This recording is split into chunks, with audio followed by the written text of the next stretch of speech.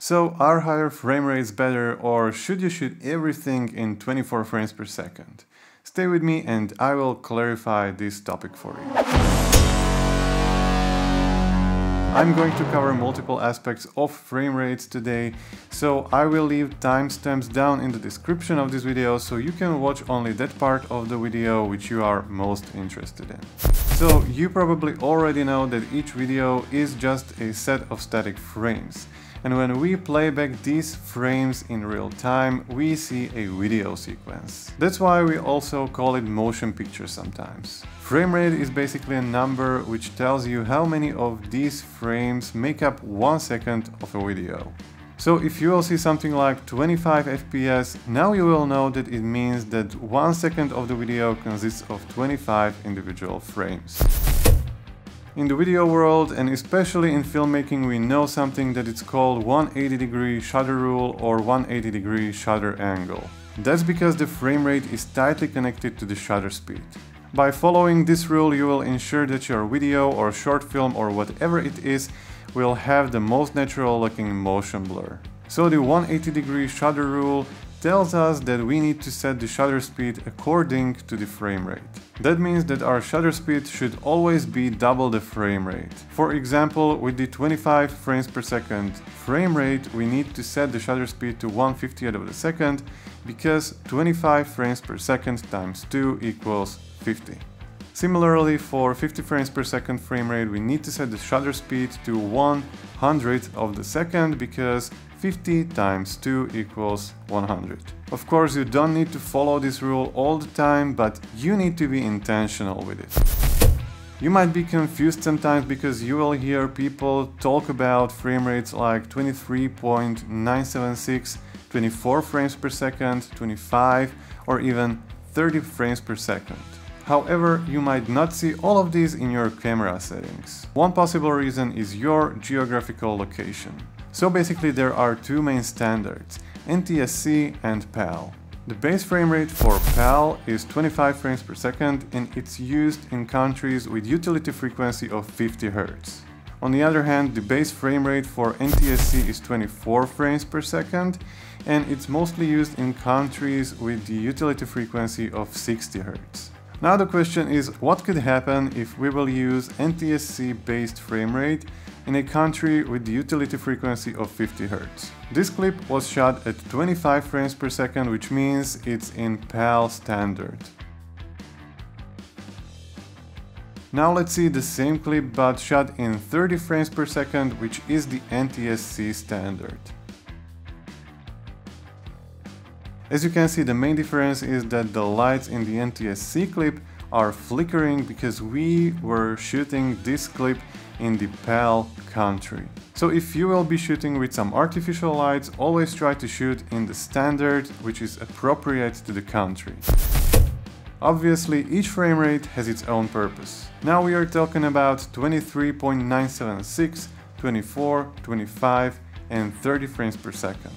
Most common frame rates for film or movies are 23.976 or 24 for NTSC standard and 25 for PAL standard.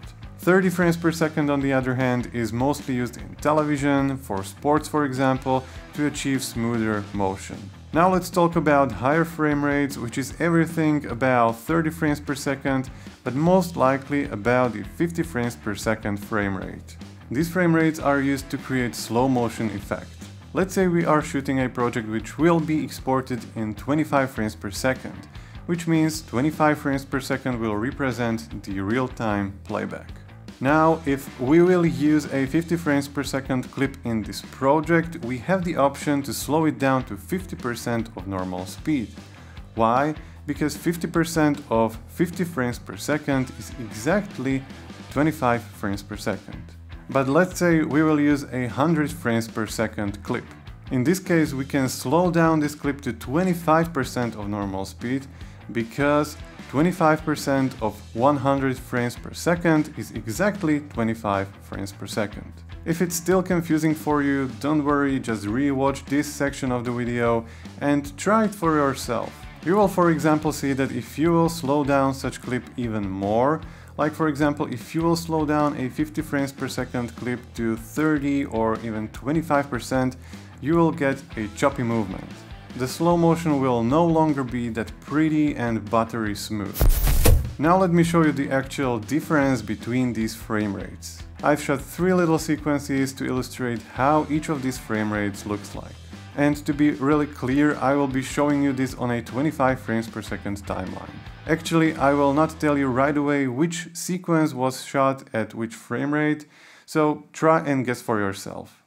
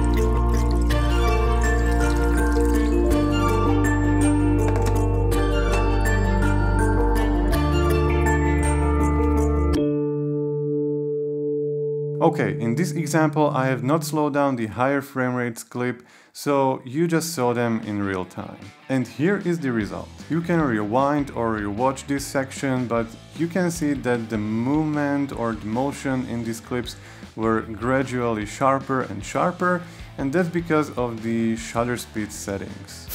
So do frame rates really matter, and when should you use which frame rate? This is totally up to your creative choice, but you should definitely choose it intentionally. And what I mean by that is that you shouldn't just randomly set the frame rate before you start shooting.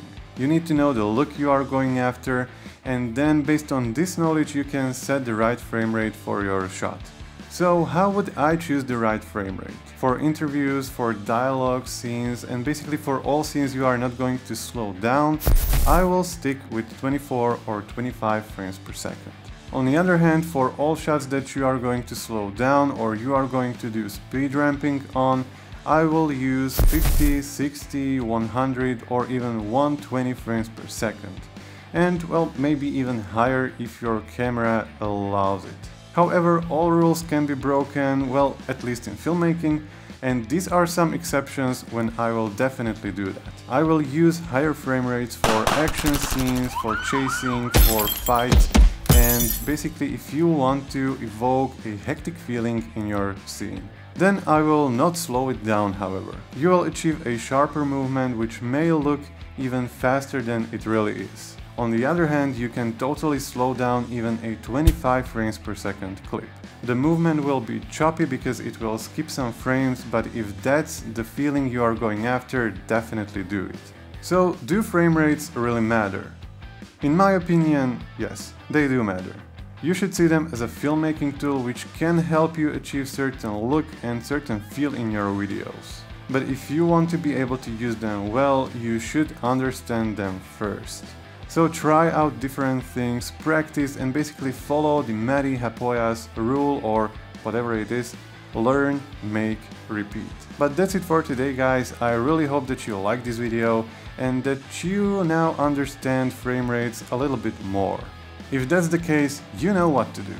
Don't forget to hit the like button because it really makes a huge difference for me.